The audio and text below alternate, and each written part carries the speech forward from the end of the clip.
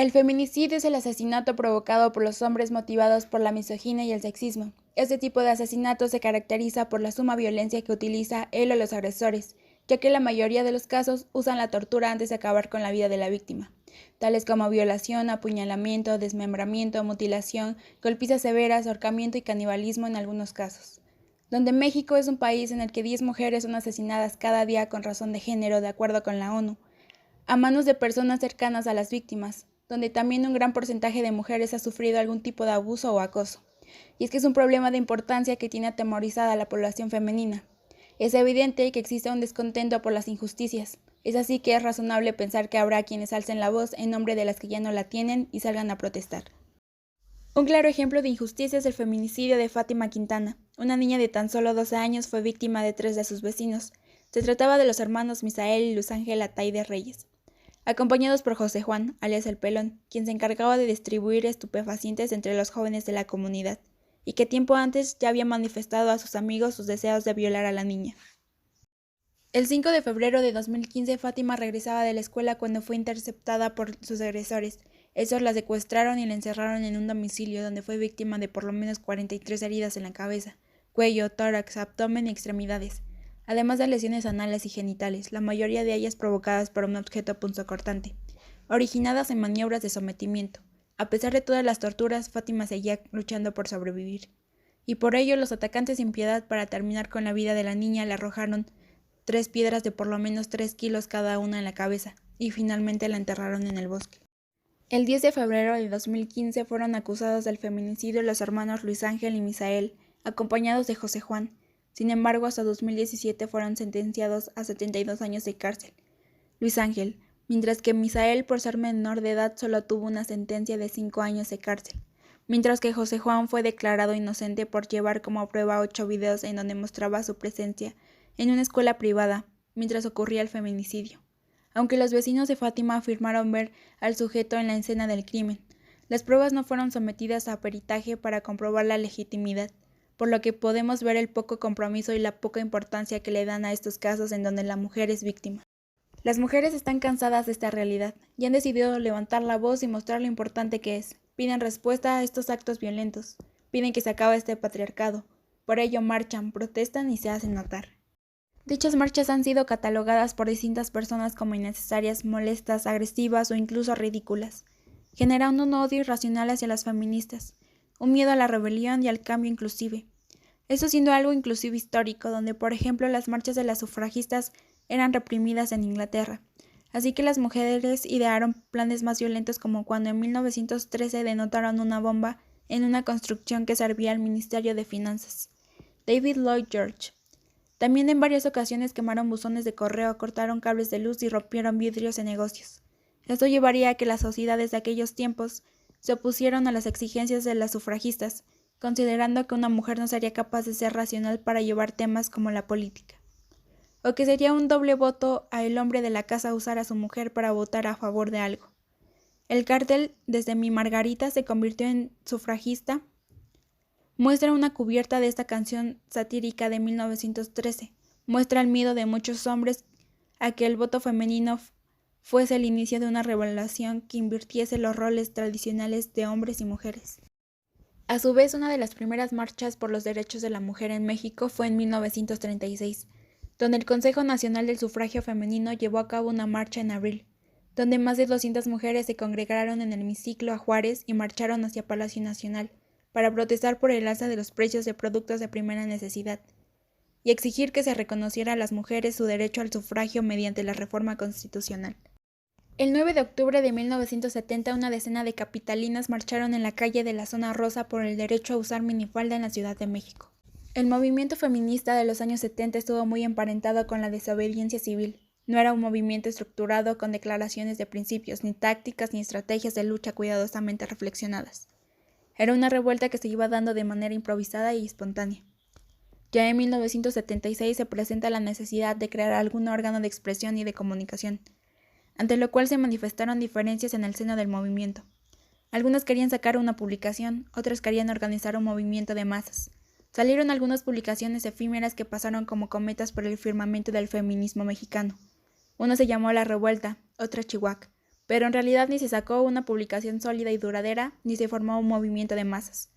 De hecho, es interesante señalar que la publicación se ha mantenido hasta el presente en la revista mensual FEM. El Movimiento de Liberación de la Mujer, MLM, fue el grupo más importante y sirvió para sentar las bases de la nueva conciencia feminista en el país. A partir de ahí fue creciendo y multiplicándose hacia mil y un lados durante la década de los 80. No es que el MLM fuera el primer grupo que existió en esta última ola de feminismo, sino que fue el más significativo porque tuvo más presencia, más empuje, más compromiso, más cohesión y la mayoría de sus integrantes han estado en la lucha durante casi 30 años, en muy diversos espacios. Entonces, violencia y vandalismo. Es lo que todos ven en las marchas feministas. ¿Es todo lo que existe? ¿Es entonces una realidad única y absoluta? Se ha mencionado cómo han sido históricamente las marchas de las feministas. Sin embargo, hay que puntualizar cómo son las protestas en el contexto actual del México contemporáneo, donde los fines de las marchas son, entre otras cosas, la liberación de la mujer de un sistema que las oprime, la libre decisión sobre su cuerpo, una justicia a los casos de feminicidio y también por las víctimas de acoso y abuso, y cualquier forma que atente contra la integridad de la mujer. Ahondando en el contexto del México contemporáneo, las marchas actuales van a tener una organización distinta a la que tenían hace 100 años, en donde existe un orden que se divide en contingentes, todo esto para salvaguardar la integridad de quienes participen. Contingente 1, el cual estaría encabezado por familiares de víctimas de feminicidios. El contingente 2, conformado por las mamás que asistan con sus hijas e hijos menores de 12 años de edad. El contingente 3, el cual estará integrado únicamente por mujeres. El contingente 4, en el cual participan organizaciones políticas, sociales y populares. El contingente 5, este es el último en orden, conocido como el contingente mixto, que puede estar integrado por personas que deseen marchar sin una bandera en específico. Es aquí donde entran hombres que quieran estar en la marcha o que únicamente estén acompañando a alguna mujer. Bloque negro, integrado únicamente por mujeres al ser separatista. Son las que visten de negro para proteger su identidad y son las que generalmente van a los alrededores de la marcha y contingentes, protegiendo de cualquier tipo de altercado a quienes estén marchando sin hacer iconoclasia. A pesar de la diversidad de formas de protesta en la actualidad, la más polémica ha sido la iconoclasia, y por lo mismo ha sido blanco de medios amarillistas, usado para quitarle valor a un movimiento tan importante como es el feminismo, haciendo que la mayor parte de la población, que muchas veces es espectador de noticias amarillistas, tenga un odio contra las personas que recurren a la iconoclasia como una medida desesperada ante la falta de seguridad que viven las mujeres. Pero, ¿qué es la iconoclasia? Pues la iconoclasia es el ataque a obras por motivos religiosos, políticos o estéticos, que no es lo mismo que vandalismo, que es la destrucción de símbolos de manera ignorante y sin un fin aparente. Es así como en parte el desconocimiento de la iconoclasia como método de protesta ha llevado a una importante parte de la sociedad a confundir y malinterpretar fines. Un claro ejemplo de esto es en las protestas del Día de la Mujer en 2020, donde se pintaron a Timothy entre la gente y la figura de Francisco I. Madero cabalgando. Mucha gente se mostró muy inconforme ante estas formas de huelga, ya que consideraban una falta de respeto al artista y a la cultura. A lo que los escultores compartieron en redes sociales imágenes de su trabajo pintado con consignas feministas y dijeron estar de acuerdo con lo sucedido. El escultor de la obra de Francisco I. Madero, Javier Marín, expresó en su Instagram que su escultura que fue intervenida debía ser parte de las manifestaciones sociales y democráticas. También debemos mencionar cómo las protestas pacíficas han sido blanco de burla e invisibilización por parte de los medios, generando que se conozca solo una parte de las múltiples formas de huelga que hay. En el siguiente video podemos observar que la mayoría de los comentarios son burla a la huelga de la chica. ¡Que sufrieron! ¡Baila porque ustedes no hacen nada! ¡Va! ¡Ustedes no hacen nada! Otro claro ejemplo es el baile de burla hacia la canción El violador eres tú, hecho por los futbolistas del América Sub-17.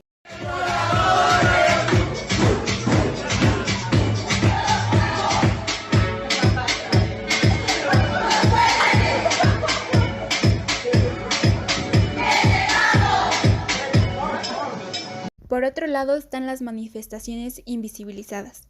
Son aquellas que usan el arte como método de comunicación para expresar lo que se siente, vive y exige. La danza como protesta fue parte de este 2021, con Canción Sin Miedo de Vivir Quintana. Un grupo de chicas danzaron exigiendo justicia por las que ya no están. Que tiemblen Estado, los cielos, las calles, que tiemblen los jueces y los judiciales, oye a las mujeres.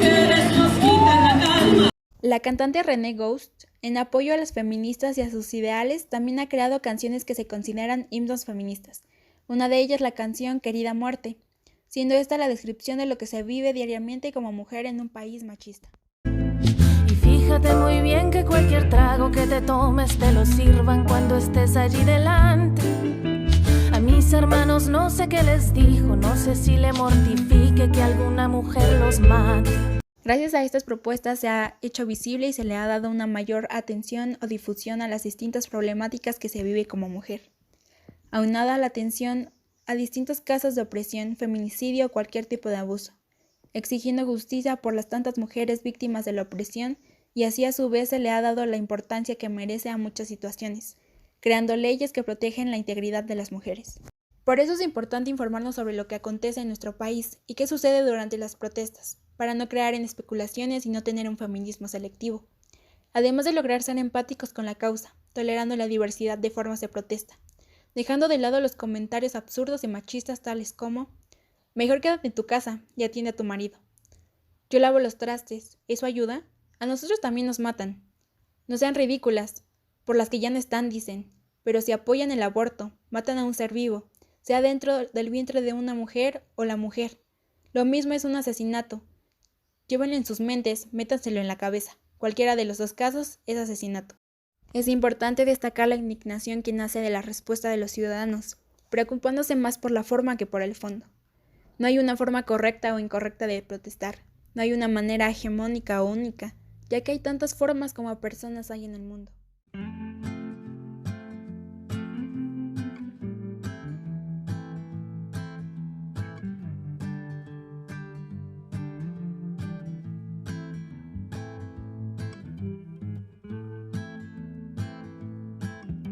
Si observas desde afuera no lo notas, pero una duda crece en mi cabeza.